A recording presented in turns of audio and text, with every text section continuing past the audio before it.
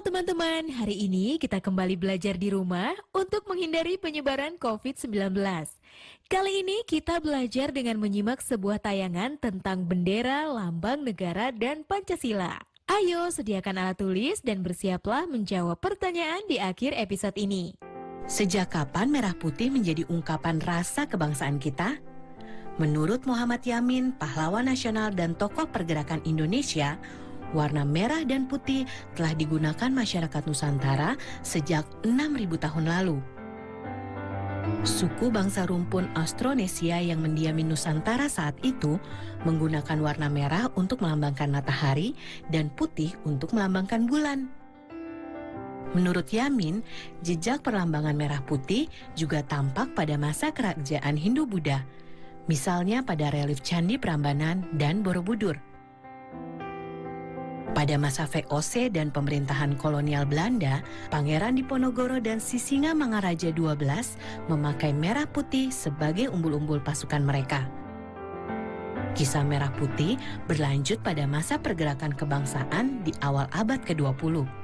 Para pelajar Perhimpunan Indonesia di Belanda memiliki bendera yang berwarna merah putih dengan kepala kerbau di tengahnya.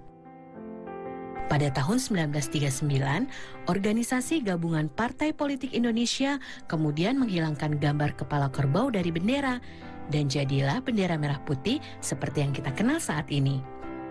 Menjelang proklamasi kemerdekaan Indonesia, Ibu Fatmawati menjahit bendera pusaka merah putih yang kemudian dikibarkan pada saat proklamasi kemerdekaan 17 Agustus 1945. Sehari setelahnya, Panitia Persiapan Kemerdekaan Indonesia mengesahkan bendera merah putih sebagai bendera negara Indonesia. Untuk menjaga kondisinya, sejak tahun 1969, bendera pusaka tidak pernah lagi dikibarkan. Tahukah kalian di mana bendera pusaka disimpan?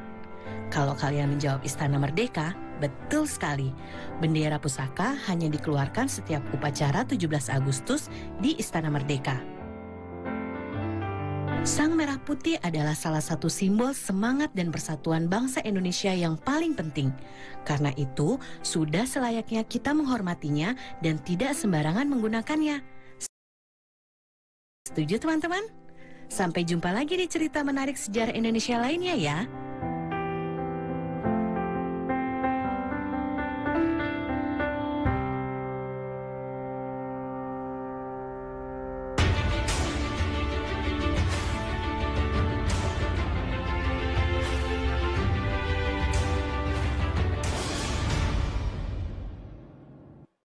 Bagaimana tayangan video berjudul Bendera Merah Putih?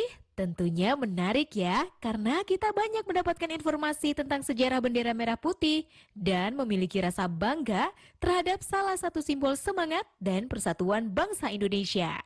Tahukah Anda siapa yang menjahit bendera merah putih? Bagaimana tanggapan Anda terhadap tokoh wanita yang menjahit bendera merah putih tersebut? Beliau telah memberikan karyanya. Anda pun tentu memiliki banyak karya yang dapat disumbangkan untuk saudara, teman, sekolah, dan juga untuk bangsa dan negara.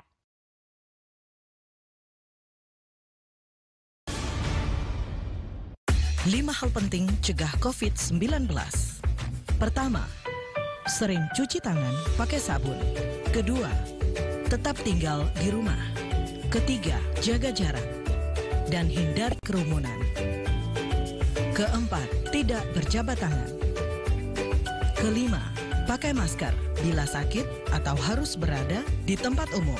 Iklan ini dipersembahkan oleh Kementerian Kesehatan Republik Indonesia.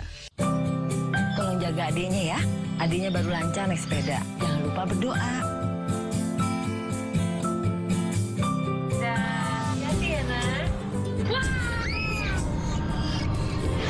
Jaga adiknya ya, janji ya. Maaf ya, Dek. Iya, Kak. Yuk, kita lanjut lagi.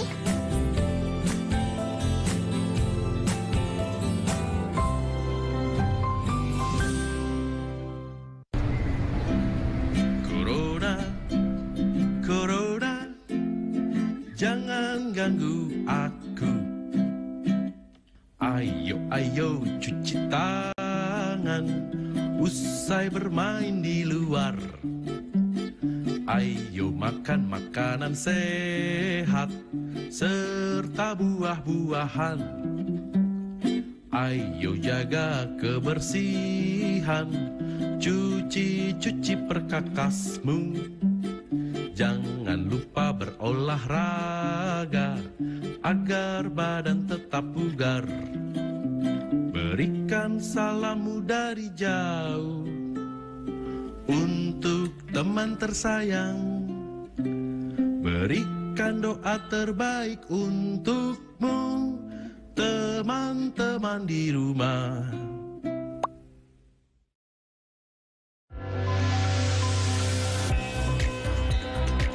Setiap manusia akan diuji dengan keburukan dan kebaikan sebagai cobaan dalam kehidupan. Sebagai umat beragama, bagaimanakah sikap yang harus dilakukan dalam menghadapi suatu musibah? Ikuti Bangkit Melawan COVID-19 bersama Profesor Dr. Kiai Haji Nazaruddin Umar MA setiap hari Jumat pukul 12 waktu Indonesia Barat. TVRI, Media Pemersatu Bangsa. Di ruang kelas, kita selalu melihat lambang negara Garuda Pancasila. Tapi tahukah teman-teman, kisah di balik tercetusnya lambang tersebut? Ayo kita simak bersama sejarahnya. 4 tahun setelah merdeka, Indonesia belum mempunyai lambang negara. Barulah tanggal 20 Desember 1949, Presiden Soekarno menunjuk Sultan Hamid II sebagai Menteri Negara yang tidak memimpin departemen untuk merancang lambang negara. Hamid lalu membentuk panitia lambang negara dengan Ketua Muhammad Yamin dan anggota yang terdiri dari Ki Hajar Dewantara, Muhammad Nasir, M.A. Pelupesi, dan Purbacaraka.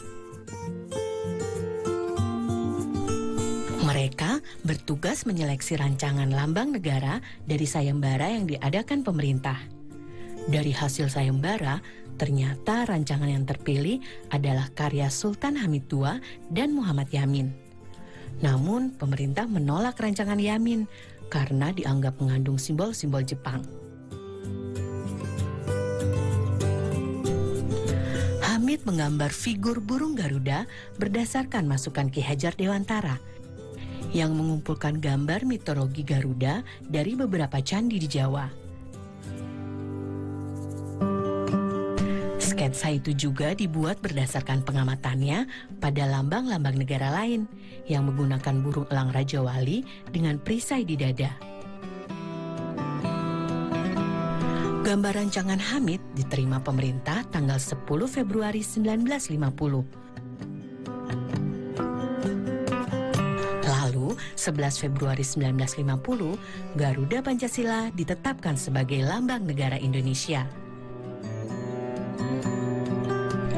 Presiden Soekarno kemudian menyempurnakan 3 hal dari sketsa Hamid.